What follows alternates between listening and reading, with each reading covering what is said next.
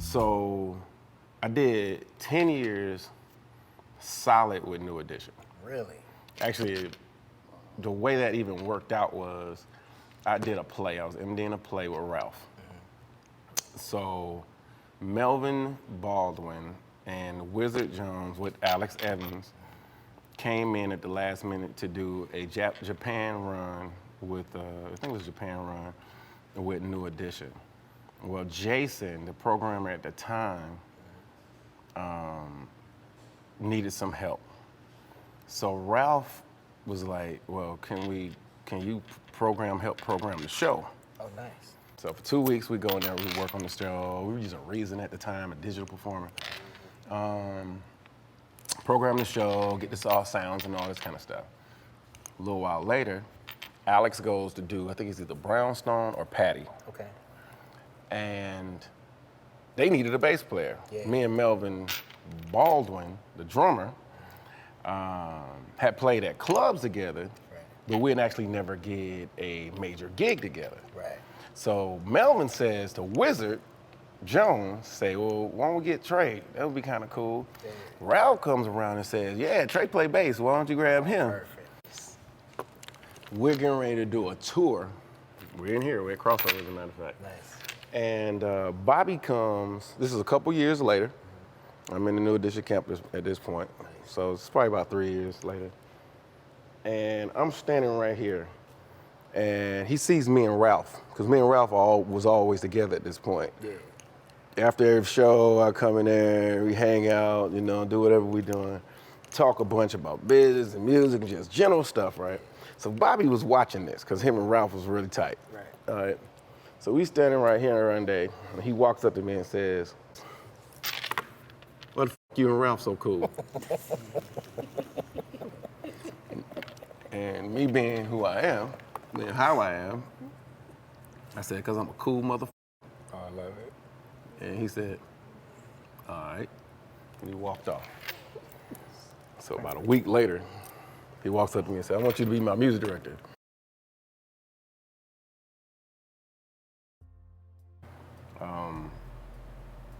Well, people don't, we really, really cool. Like, we really, really cool. You and Bobby. got you. So we were on the road somewhere in either Memphis. I feel like we was in Memphis when Whitney, we were actually on stage at Soundcheck. Wow. With the Whitney situation. With Dad, I wasn't with him, but I talked to him when it happened. I can't remember where we were because he called me and they wanted me to come and hang out. I was like, come, let's go. And the same thing happened when we were in Memphis with Whitney. Called me and said, we gotta go. Yeah. And Bobby wants you to be with him. The Whitney scenario. With BK, he would call me when he would leave the hospital, and I would pick him up, put him in my Escape. I had Escape at the time. And just kind of like take him around the places that I knew people would act the right way. Yeah. Because this isn't a time for, it's not a time for autographs and all this. And we'll probably go some Irish spot, something really oblong. Maybe we go to an Apache or we go, somewhere I know people will let him just breathe. Give him a little breathing room. But that's his thing.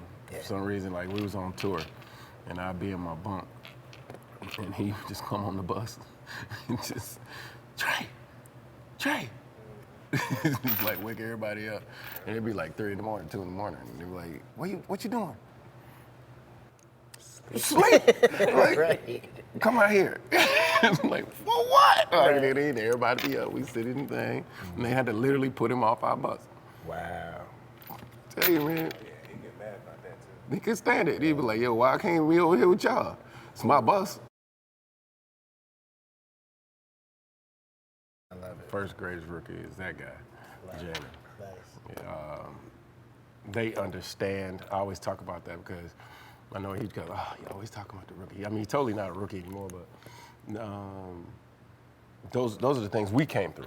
Yeah. We came through this line of, hey, man, every day you walk in here for 2 weeks is a 12-pack I need to have bought. Yeah. But I don't drink. I didn't ask you if you drank. Every day you come in, am I lying, Jamie? No lies told. He ain't even drink. But every day, 12-pack of Heineken. Yes, sir. Because it was about that. Hey, man, I need you to go and grab 2 bags of ice and 15 towels. Go get everything up out of the dressing room. Yes, sir. And it seems like, oh, this is some kind of slave labor. What y'all asking me trying to do? We all did it. Yes, sir. Do you want to write a passage or not? Yes, you want to sir. do it your way?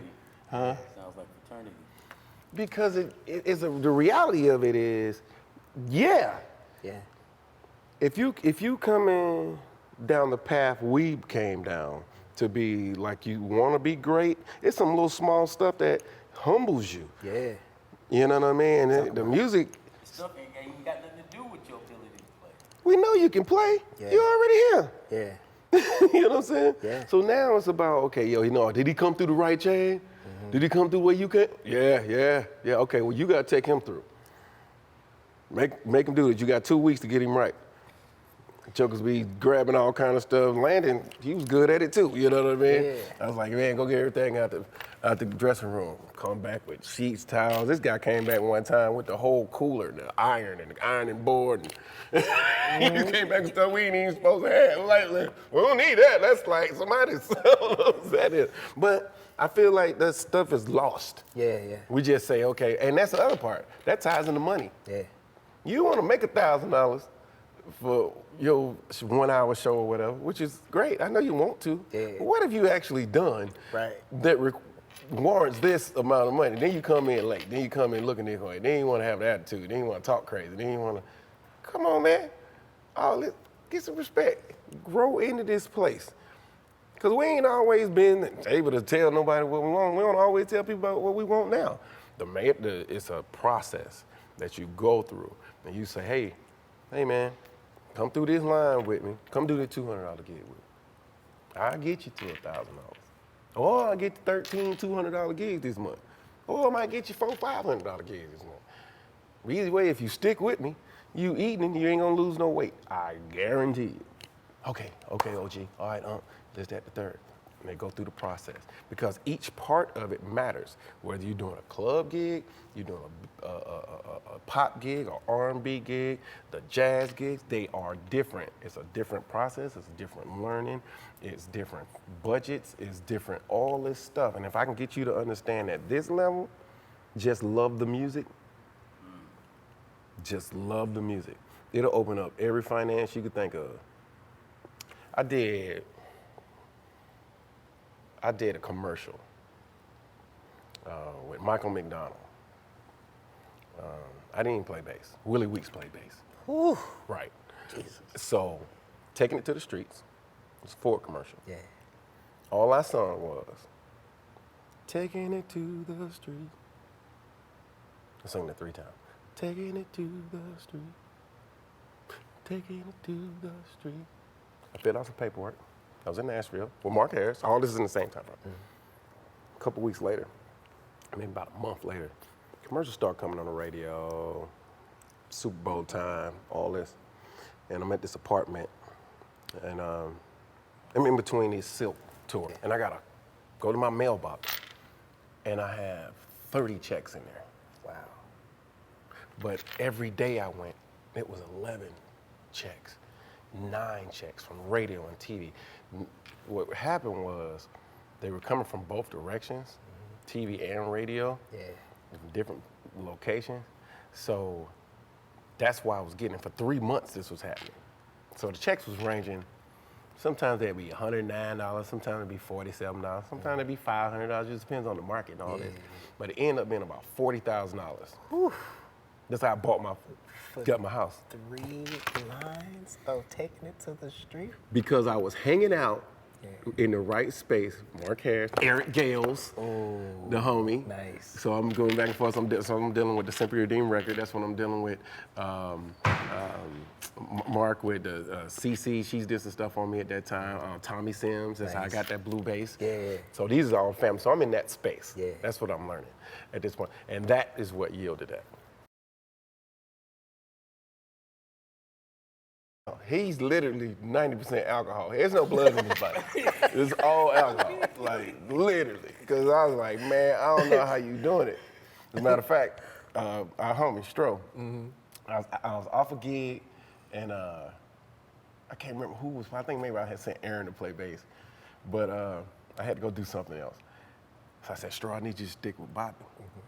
He said, okay, I got you. I said, well, listen, don't drink with him. Just be with them. Okay, mind you, Stroll's smaller than both of them. Oh, now Lord. he can drink, Yeah. but at this time, he wasn't like he is. Like now he can hang. Right. But then, Lord.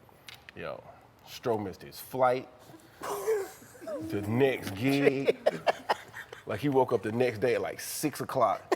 He like called me, yo, oh man, I'm still in so-and-so and so-and-so. I was like, I told you not to drink with him. Like, you have to get your cup and be cool with your cup. Like, yeah, whatever your cup is, make him think you get 2 or 3, but don't drink with him, because what he'll do is, he's seen it several times. So give me 2 double Tito's, 1 with splash cranberry, and a Heineken. That's how we started. Right. I mean, we did this at 7 a.m. Right. All right? So his is with the cranberry, because I drink mine straight. Right. I don't like all that sugar. He just like a splash. Right. Like literally like just a little, just to make it pink, like it's an illusion, like you got something else in there. Right. So, you know, that's how we start out. 4 of them, and his just be cool. Right. Walking along. You be hurt though. You know what I'm saying? I still got stuff to do. Right. I done drunk 3 of these, I had a beer or 2. It's bubble, I ain't ate nothing. It ain't even 9 o'clock. Like, what we gonna you had to say no, like you gotta learn how to be like, nope. Right. I'll see you at noon when everything is normal. Like, cause ain't nobody drinking nowhere right now except for you. Never forget that. We did that morning at the airport. Like this, hey boy, you know, it's 6:45 a.m. Yeah. No, it's not. Trey, yeah. Yeah.